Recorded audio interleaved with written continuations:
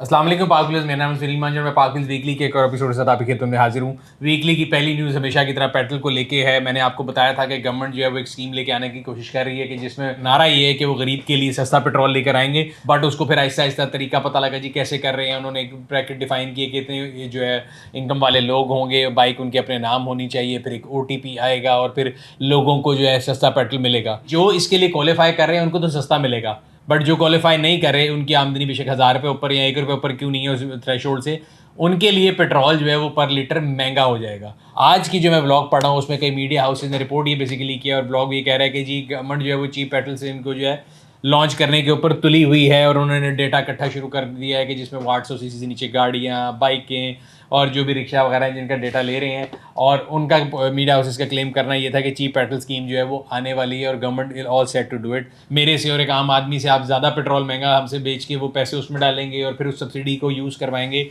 एक अजीब सी जो है ना, मतलब मेरी समझ से रॉबिनहुड इकॉनमी टाइप चीज़ है।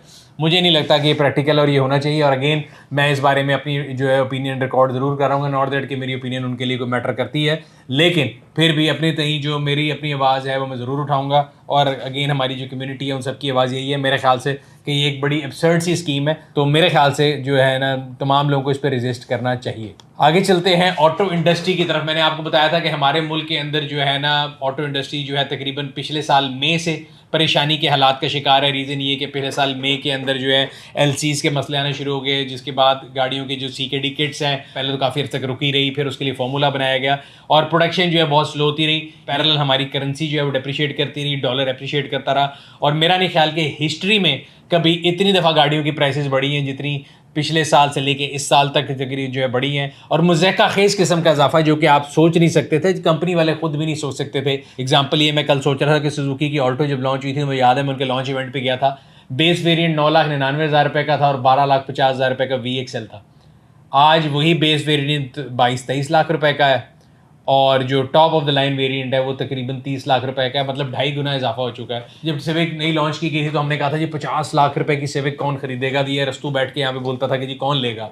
आज 50 लाख रुपए की जो है सुजुकी स्विफ्ट हो गई मेरा ख्याल है। टोयोटा यारिस 21-22 लाख रुपए की लॉन्च प्राइस थी, आज वही गाड़ी 60 लाख रुपए के ऊपर है। और कई लोगों का बयान होता है हमेशा कि जी लोगों के कुल बड़ा पैसा है लोग ले लेंगे, ऐसा नहीं है। मतलब पहले होता था कि गाड़ियों की प्रोडक्शन के बावजूद जितनी फुल अपनी पीक कैपेबिलिटी पे चलते थे 8-8 महीने का जो है बुकिंग थी।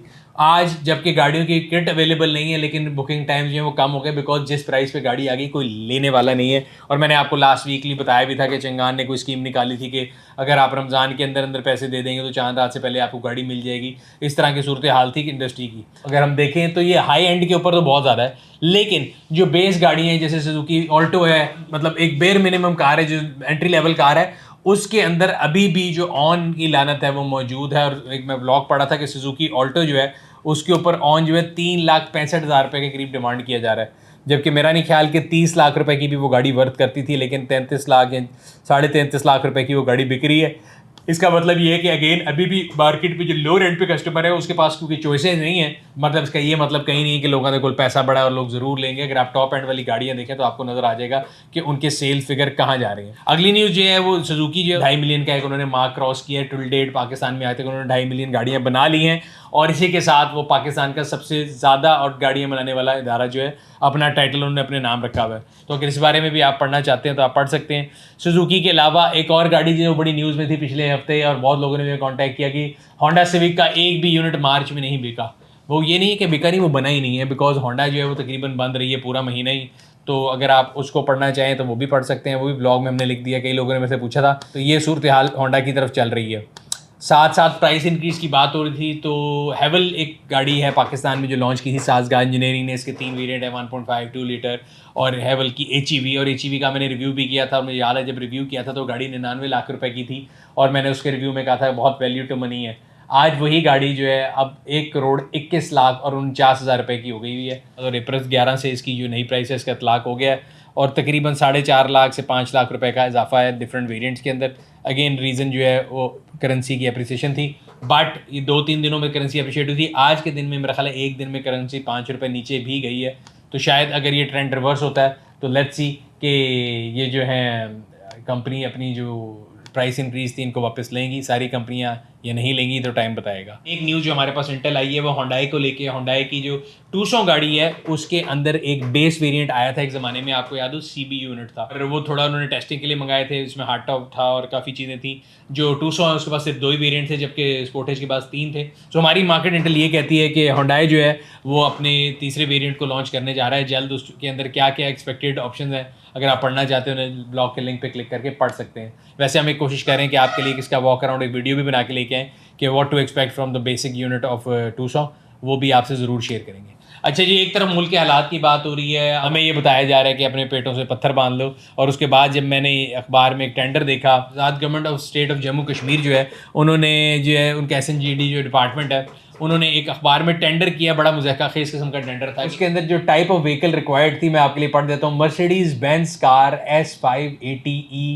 AMG line premium plus executive model 2022-23 unregistered 0 metre with standard accessories. इस गाड़ी की प्राइस अगर मैं आपको बताऊं ना पाकिस्तानी रुपए में 20 करोड़ रुपए के करीब बनती है। कौन सा ऐसा बंदा है जिसको ये 580E AMG लाइन ही चाहिए, और आवाम से कह रहे हैं कि जी अपने पेट पे जो है पत्थर बांध लें, सस्ता पेट्रोल आप जो है दूसरों को देने के लिए आप महंगा डलवा लें। ओ भाई, हम क्यों महंगा डलवा लें, आप अपनी याशियाँ क्यों नहीं ख़त्म कर लेते? किस वर्ड से इसको डिस्क्राइब करूं कि ये बेशर्मी है, इनसेंसिटिविटी है। बहुत कोशिश कर रहा हूं कि मैं एक तो रोज़े में कोई गलत वर्ड इस्तेमाल ना करूं, लेकिन अपनी जो है ना आप लोगों ने कमेंट में बताना है कि क्या मतलब उसका दिमागी तवाज़ुन ख़राब है या कोई डिस्कनेक्ट है, कोई इस मुल्क में गरीबों को नहीं देख रहा, लोगों को नहीं देख रहा कि उनके साथ क्या हो रहा है। हमारे पास प्याज टमाटर क्लियर कराने के लिए डॉलर्स नहीं है, LCs खोलने के लिए पैसे नहीं है, और दूसरी तरफ हमारे हुक्मरान S580E AMG लाइन में बैठना चाहते हैं और उसका बेशर्मी के साथ अखबार में टेंडर भी दे रहे हैं। टेंडर क्या है, मतलब वो गाड़ी छाने वास्ते ही नहीं है। It's height of insensitivity and shameless जिसे कहते हैं ना, ये हरकत इसको मैं कहूँगा। हमारे यहाँ पे कई चीज़ें इदारे जो पॉजिटिवली काम कर रहे हैं कि नेगेटिवली कर रहे हैं, जहाँ कहीं अच्छाई होती है हम वहाँ बताते हैं, जहाँ कहीं बुराई होती है हम वो बताते हैं। पिछले दिनों सड़क पे गाड़ी ख़राब हुई तो सड़क पे गर्मी में खड़े होकर मुझे एहसास हुआ कि सड़क पे खड़े होना कितना मुश्किल काम है, और ट्रैफिक पुलिस के लिए जो मेरे दिल में इज्जत है ना वो यहाँ से यहाँ पे चली गई है। गर्मी में, धूप में, बारिश में, ठंड में, एक्सट्रीम वेदर में खड़े होकर मेरे और आप लोगों के लिए जो है ना सर्विस प्रोवाइड करते हैं, और हम उनको कुछ नहीं देते। अगर नहीं कुछ दे सकते तो इज़्ज़त, तमीज़, एहतराम से अगर उनको प्यार से सलाम कर लें, एक स्माइल पास करते हैं, तो मेरा ख्याल है वो भी बड़ी ज़रूरत है। एंड अगेन ये मैं ट्रैफिक पुलिस के बारे में बात कर रहा हूँ, मैं दूसरी पुलिस के बारे में ऐसा कोई ना मेरी राय है। तो ट्रैफिक पुलिस जो है वो बेचारे बहुत मेहनत से काम करते हैं, बहुत ज़्यादा कोशिश करते हैं कि ट्रैफिक को हमारे लिए नज़्म ज़ब्त को बेहतर बनाएं।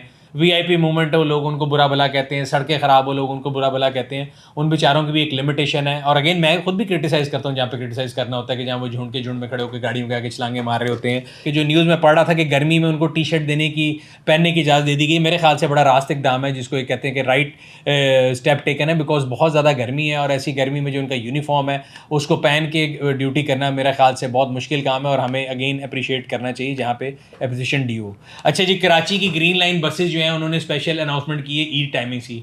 मैं कराची बहुत ज़्यादा ट्रैवल करता रहता हूँ और कराची के अंदर पब्लिक ट्रांसपोर्ट की बहुत ज़्यादा कमी थी। जो ये ग्रीन लाइन आई है या इसके अलावा EV बसेज आई हैं या रेड बसेज भी वहाँ पे आई हैं, मेरे ख्याल से ये बड़ा खुश आइंद कदम है, अच्छी बात है। और लोगों ने इसके ऊपर खुशी का इजहार किया कि जो उन्होंने ईद के ऊपर अपनी टाइमिंग्स दी हैं, बिकॉज काफ़ी ज़्यादा लोग इसको इस्तेमाल करते हैं। प्राइस हाइक की बात हो रही थी तो मोटरसाइकिल इंडस्ट्री जो है ना वो आवाम को चूना लगाने में सबसे आगे है। सूरत हाल ये कि जिस दिन डॉलर 1 रुपये बढ़ता है उस दिन वो 1 रुपये से ज़्यादा 1.5 रुपये प्राइस बढ़ा देते हैं। सुजुकी की जो GR150 है वो 5 लाख से ऊपर चली गई है। यूनाइटेड मोटरसाइकिल की प्राइसेस भी बढ़ गई हैं, यामाहा की भी बढ़ चुकी हैं। तो इसमें सबने कार खैर में हिस्सा डाला है और डाली जा रहे हैं। 10 लाख यूनिट मोटरसाइकिल के बिकते हैं और एक आम आवाम जो है ना वो मोटरसाइकिल को इस्तेमाल करती है। तो अगर कहीं से स्टार्ट करना है ना तो मोटरसाइकिल से स्टार्ट कर लेते हैं, क्योंकि उसमें तो लोकलाइजेशन भी है। तो इनकी प्राइसेस को क्या मसला है और क्या तकलीफ है और क्या वजह है कि इनकी प्राइसेस बढ़ती जा रही हैं, और इसके ऊपर गवर्नमेंट को मेरा ख्याल है जल्द से जल्द एक्शन लेना चाहिए। आगे चलते हैं पाकिद ऑटो स्टोर की मैसेज की तरफ। अभी जो प्रोडक्ट है बड़ी रेलिवेंट प्रोडक्ट है। गाड़ियाँ जब पुरानी होती हैं तो हम लोग कहते हैं यार गाड़ी में पानी डाल दो, कूलेंट ना डालो, महंगा है। उसके डबल नुकसान होते हैं। अगर आपकी गाड़ी ज़्यादातर खड़ी रहती है तो जो पानी है वो आपकी गाड़ी के इंजन के अंदर जो है ना कंपोनेंट्स उनको भी ख़राब करता है, जबकि कूलेंट के अंदर एक कैपेबिलिटीज़ होती है कि वो वहाँ पे आपके इंजन के जो डिफरेंट पार्ट्स हैं जहाँ पे उनकी पानी मौजूद रहता है या सर्कुलेट करता है उनको ख़राब नहीं करता। दूसरा, गर्मियों के मौसम में कूलेंट जो है वो एम्बिएंट टेम्परेचर के साथ गर्म नहीं होता, जबकि बाहर जब टेम्परेचर ज़्यादा होगा और पानी भी उस स्पीड से गर्म होगा तो आपकी गाड़ी के हीटअप होने के चांसेस जो है वो ज़्यादा हो जाते हैं। इसी तरह तीसरी चीज़, जब गाड़ी हीटअप हो रही है तो एसी की परफॉर्मेंस भी इफेक्ट होती है। तो ये प्रोडक्ट है, ये गाड़ी का कूलेंट जो है ये बहुत एक अच्छी प्रोडक्ट है, कैरेरा कंपनी की है, और अगर आप अपनी गाड़ी के अंदर इसको इस्तेमाल करेंगे तो मेरे ख्याल से गारंटेड आपकी गाड़ी की जो समर के अंदर हीटिंग के इश्यूज़ हैं वो कम हो जाएंगे, रिड्यूस हो जाएंगे, एसी की परफॉर्मेंस बेहतर हो जाएगी। अगर आप ऑर्डर प्लेस करना चाहते हो तो नीचे लगे हुए लिंक पे क्लिक करके ऑर्डर को प्लेस करें। और इसके अलावा अगर आप ऑटो एक्सेसरीज़ के अंदर, प्रोडक्ट्स के अंदर इंटरेस्ट रखते हैं तो हमारे ऑटो स्टोर के जो चैनल है उसको सब्सक्राइब कर दें, उसका लिंक भी मैं बीच में लगा दूंगा। आखिर में पब्लिक सर्विस मैसेज की तरफ चलते हैं। आज का जो पब्लिक सर्विस मैसेज है वो मेरे ख्याल से जो है ना, वो गाड़ियों की जो, अगर हम देखें पार्ट्स इतने महंगे हो गए हैं, इर्द गिर्द गाड़ियों के एक्सीडेंट बहुत ज़्यादा होते हैं और हमेशा इस बारे में बात करते आते हैं। मैं अगेन पहले बता दूं, जितने लोग फतवा देने के लिए रेडी बैठे हैं कि भाई मैं ना इंश्योरेंस के बेच रहा हूँ, ना मैं इंश्योरेंस के पैसे ले रहा हूँ, ना मुझे इंश्योरेंस करने का कोई शौक है। हम लोगों ने आपकी इन्फॉर्मेशन के लिए सिर्फ एक पेज बना दिया पार्क व्हील्स पे, नीचे मैं लिंक लगा दूंगा, आप जाके उस पर देख सकते हैं, डिफरेंट कंपनीज को कंपेयर कर सकते हैं। आपका जिस कंपनी से दिल करे आप गाड़ी को इंश्योर कराएं, तकाफुल लेना है तकाफुल लें। पार्क व्हील्स का मेरा उसमें कोई इंटरेस्ट नहीं है, पहली बात। एक और चीज़ बहुत ज़्यादा इंपॉर्टेंट है कि हमारे यहाँ पे जिन लोगों ने गाड़ियाँ इंश्योर कराई हुई है, तकाफुल लिया हुआ है, उन्होंने गाड़ियाँ जो है पुरानी वैल्यू पे इंश्योर कराई हुई है और उसके लिहाज से प्रीमियम दिया हुआ है। आज गाड़ियों की प्राइसेस डबल से ज़्यादा हो गई हैं। अगर खुदा ना खास्ता गाड़ी चोरी हो जाती है, एक्सीडेंट हो जाती है, तो आपको जो क्लेम मिलेगा वो सिर्फ उस वैल्यू पे मिलेगा जिस पे आपने इंश्योरेंस कराई हुई थी और उसके ऊपर भी डेप्रिसिएशन लगेगी। तो अपनी जो क्लेम, अपनी इंश्योरेंस पॉलिसी है या अपनी जो तकाफुल है उसको रीवैल्यूएशन करा लें, अपनी जो एजेंट है उनको कॉल कर लें और उसकी नई वैल्यू जो गाड़ी की है उसके लिहाज से उसका प्रीमियम पे करें, ताकि खुदा ना खास्ता अगर कोई चीज़ दोबारा कल को होती है ख़राब तो आपको क्लेम भी मिल सके। और सबसे आखिर में आप लोगों से एक रिक्वेस्ट है, रमज़ान का आखिरी अशरा आ रहा है, आखिरी अशरा आ चुका है बल्कि, और मगफिरत का अशरा है मेरे लिए भी, हम सब के लिए, पूरे पाकिस्तान के लिए, तमाम उम्मत मुस्लिमा के लिए जो है दुआ ज़रूर कीजिएगा। हमारे मुसलमान भाई जो मस्जिद अक्सा में परेशानियों का शिकार हैं उनके लिए ख़ुसूसी तौर पर ज़रूर दुआ करें कि अल्लाह मियाँ उनके लिए आसानियाँ पैदा करे और हम सब को ये तौफीक अता करे कि हम इस महीने का जितना फ़ायदा उठा सकते हैं उठा सकें। ये आखिरी 10 दिन थे, अब तो 10 से भी कम रह गए हैं। कोशिश करें कि हम इसमें ज़्यादा से ज़्यादा टाइम जो है वो अपनी आखिरत को बेहतर करने में लगाएं, बजाय इसके कि बिला वजह टाइम को ज़ाया करें। ये था आज का वीकली, उम्मीद करते हैं आपको पसंद आया होगा। अगर अभी तक आपने हमारे यूट्यूब चैनल को सब्सक्राइब नहीं किया, सब्सक्राइब करें, बेल आइकन पर क्लिक करें ताकि आपको तमाम आने वाली वीडियो के बारे में नोटिफिकेशन मिलता रहे। आपसे अगले हफ्ते फिर मुलाकात होगी, तब तक अपना और अपने गिरद वालों का ख्याल रखिएगा। शुक्रिया।